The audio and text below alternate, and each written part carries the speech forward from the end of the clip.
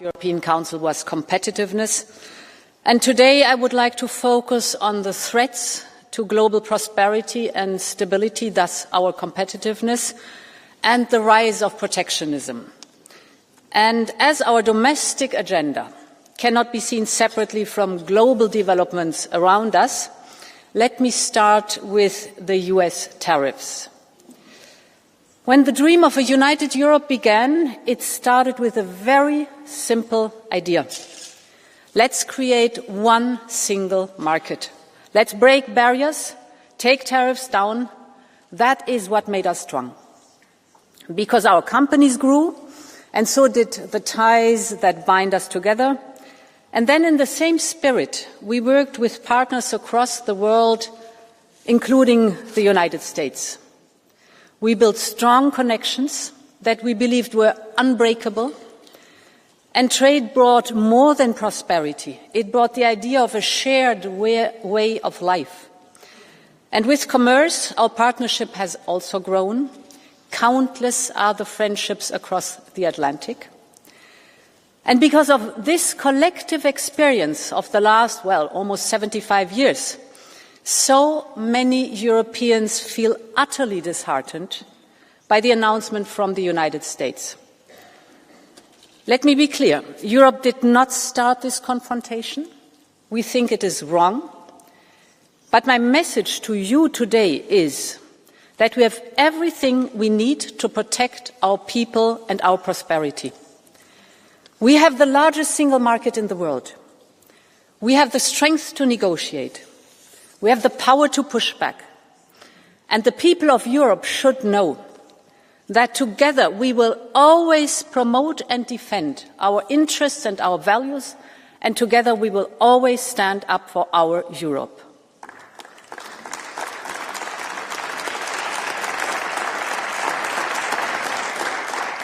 So far, the US administration has announced a 25% increase of tariffs on imports of steel and aluminium, cars and car parts. The next sectors facing tariffs will be semiconductors, pharmaceuticals and timber. And tomorrow we expect another announcement with so-called reciprocal tariffs that will immediately apply to almost all goods and many countries in the world. Of course, there are severe issues in the world of trade, without any question. Overcapacities, we know about the imbalances, we see unfair subsidies, denial of market access, or the IP theft. And I hear Americans when they say some others have taken advantage of the rules. I agree. We also suffer from it.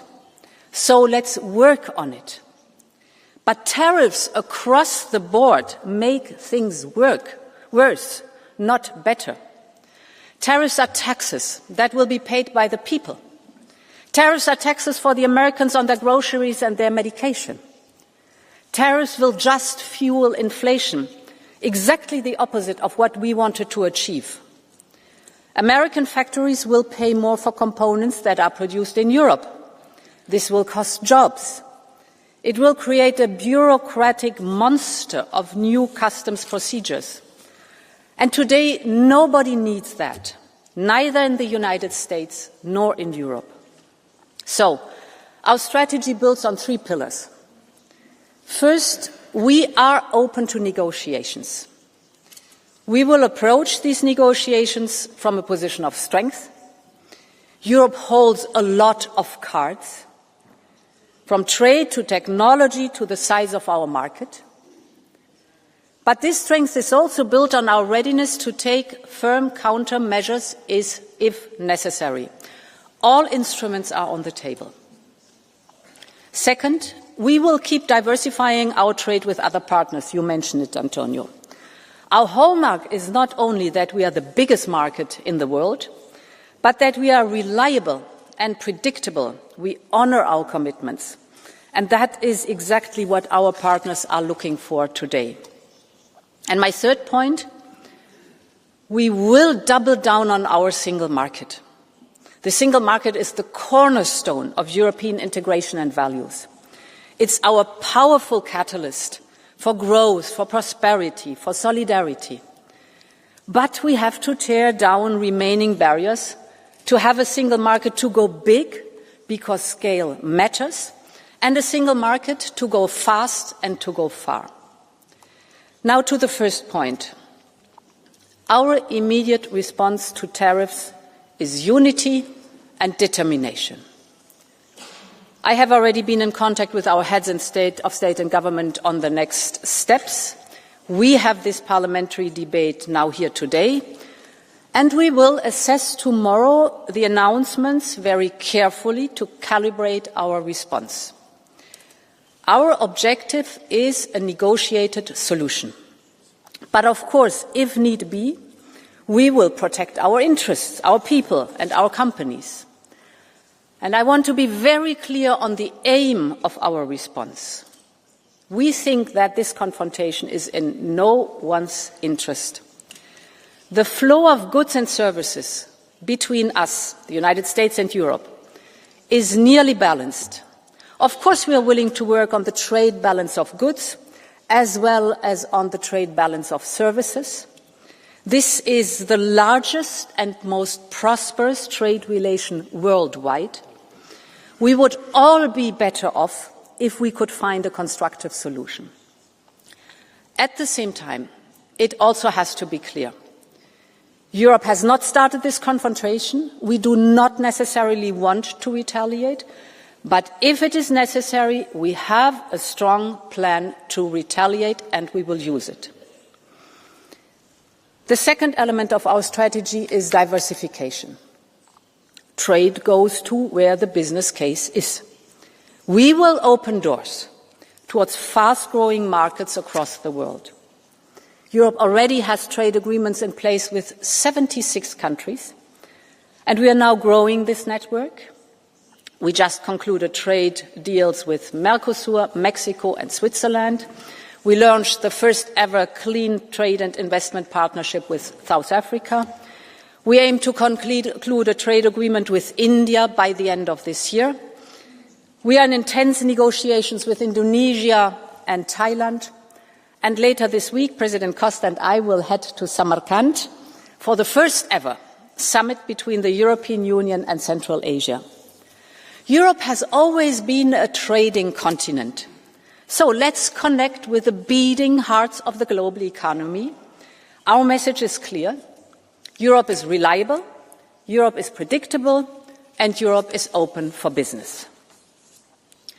And the third point, honourable members, is unchain the single market. There are too many obstacles that tie down our businesses, and we have to do our homework. Mario Draghi is right when he says high internal barriers are far more damaging for growth than any tariff. End of quote. The single market, as I said, was born to tear down barriers between the countries, to erase customs and duties, and to make business inside the European Union as easy as possible. So we must go back to that idea and fulfill it. It must be easier for SMEs to sell the same product in all member states instead of relabeling it 27 times to comply with national laws. It must be easier for professionals to work across borders instead of getting stuck with different national bureaucracies. It must be easier for tech companies to launch a new service all across Europe instead of dealing with 27 different procedures. And to invest in Europe instead of sending their savings to the other side of the world. This is the promise of the single market. So,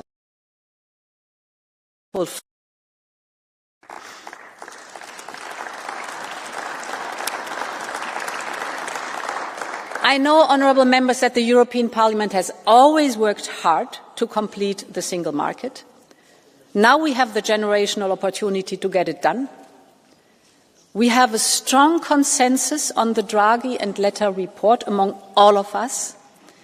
We have put ambitious proposals on the table, you know it, from the Savings and Investment Union, to ensure that people get a better return on their money, but also that the companies find the finances they need in Europe, to our omnibus simplification packages or our union of skills, and more will come, including the 28th legal regime for innovative companies. According to the IMF, Europe's internal market barriers, are equivalent to a tariff of 45% for manufacturing and 100% for services.